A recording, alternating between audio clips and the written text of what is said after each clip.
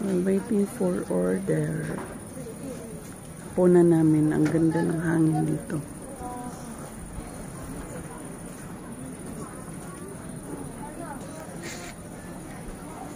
Dito kami sa taas. Yan yung park.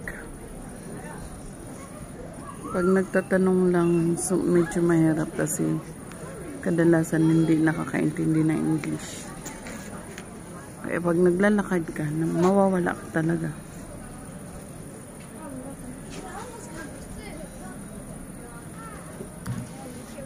Nag-order kami ng French fries. Naantay ko lang.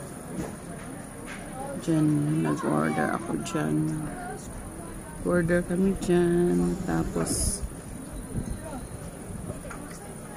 si Jana naman at saka si Jean nandun sa ice cream. Nakapila. Ako dito din ako nakapila. Waiting na lang sa ice cream.